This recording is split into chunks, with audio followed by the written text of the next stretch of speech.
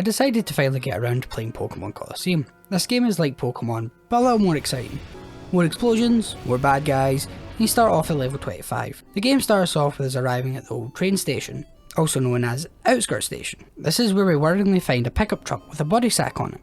As we approach the train, we see these two ravers leaving. They decide to reveal that they've made quite the catch and that their bosses will be thrilled with them. They then drive off with their suspicious looking sack. Having experienced what's most likely a kidnapping, we decide to ignore it and continue on inside the train. Inside we find a bar, and are quickly interrupted by a news report, which recaps the opening cutscene.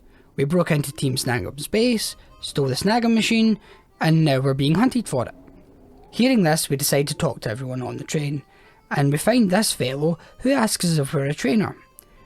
Hearing that we are, he then strokes our ego and says that we must be strong because of our eyes. So as we leave, he decides to run after us. He then introduces himself as Willy and requests a battle. Into the battle we go, and he throws out a pair of Zigzagoons. How formidable. After a couple of psychic attacks from my Espeon and a secret power from my Umbreon, Willy's prophecy has come true. He lost, and I won. Who'd have guessed it? After getting the whipping he asked for, Willy suggests we go to Fenac City to find some more trainers to battle that would be a bit more appropriate to our strength.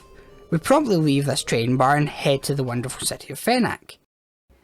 Upon arriving in Fenac, we're greeted by our friendly neighbourhood kidnappers. Struggling to handle their cargo, they realise that I'm staring right at them. Even though they look like they're on their way to a festival, I'm sure no one else has noticed them carrying a wriggling sack.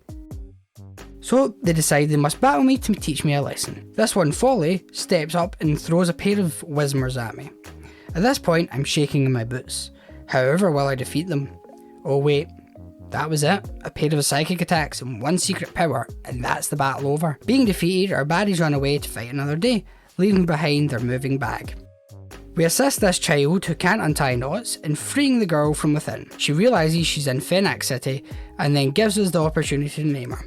I named her Dude because nobody's bothered to ask, Dude, where's my daughter? Dude decides she wants to visit the mayor to ask about suspicious Pokemon she's seen, and for some reason, we get roped into escorting her. So now we have Dude following us like a Pikachu in Pokemon Yellow, we can go find the mayor. I enter the big round building in the centre of the city, thinking this must be the mayor's mansion. No, it's a school, or well, what they call a pre-gym. We talk to this lady behind the desk, who offers her a battle. I accept, thinking we have a battle ahead.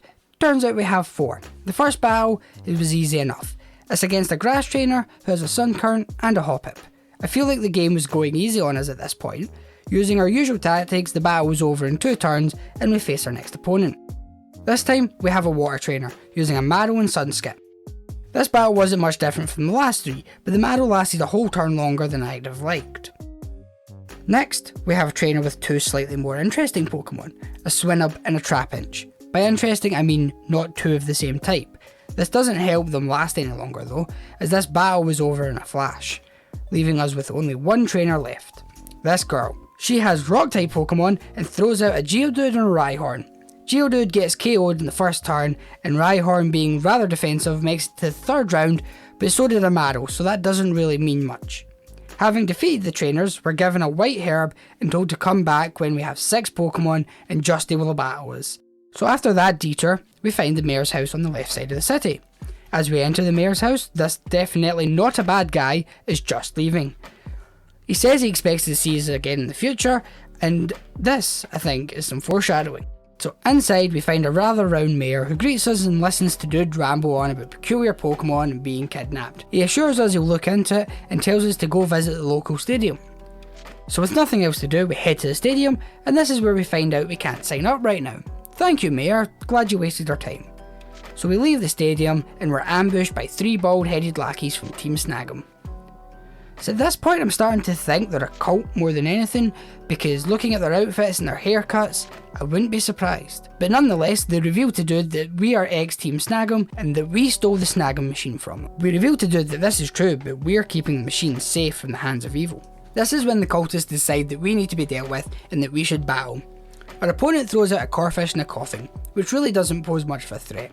Corphish gets O-code in the first turn, followed by Coughing on the second turn. Easily defeated, the cultists turn tail and flee. Dude then has the ideas of buying some Pokeballs. Which sounds easy, but after searching, the only thing we could find was this lady, who tells us that the train bar might still sell them. So arriving back at the bar, we talk to the big burly bartender and convince him to sell us some Pokeballs. Like a dodgy dealer, he gives us our first 5 free, and like an accepting addict, I buy 30 Pokeballs and 12 Great Balls, but we managed to get a free Premier Ball in the process. We return to Fenac City and are greeted by this lady in pink, who lets us know some mean men just went into the mayor's house. Arriving at the mayor's house, we find our 2 raver friends and their disco ball of a boss, Mirror B. He threatens us to keep our nose out of their business and that he's returning to Pirate Town and expects the ravers to teach us a lesson. Mirror B jiggles his way out of the mayor's house, followed by his bargain bin Power Rangers, and leaves us to battle Folly. This time though, he has a Wisemer and a Lotad, which don't last any longer, but at least it's some variety. So defeated once again, Folly steps aside and lets Trudley take a turn. Trudley, however, has a trick up his sleeve. He starts with a Duskull and a Spinarak. After taking out the Spinarak, Trudley reveals his third Pokemon, a Makuhita. But this isn't any Makuhita. Using Dude's magical eyes, we can see this is actually a Shadow Pokemon, which means we can try and catch it. We take out the Duskull, Wicked Makuhita, and throw our first Pokeball at it.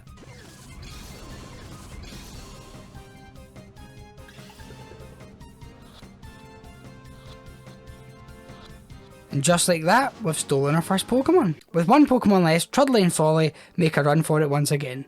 Dude jumps for joy, and I decide it's time to visit the Pokemon Center. We heal up our Pokemon and head for the exit. As we go to leave Fenac City, we're stopped by the budget blue Power Ranger. He throws out a Croconaw and a Grimer. Turns out this Croconaw is another Shadow Pokemon. That Grimer gets O-code and is then replaced by a Spoink. The Spoink only lasts a turn before getting knocked out, letting us focus on the Croconaw. We weaken the Croconaw and throw a Pokeball.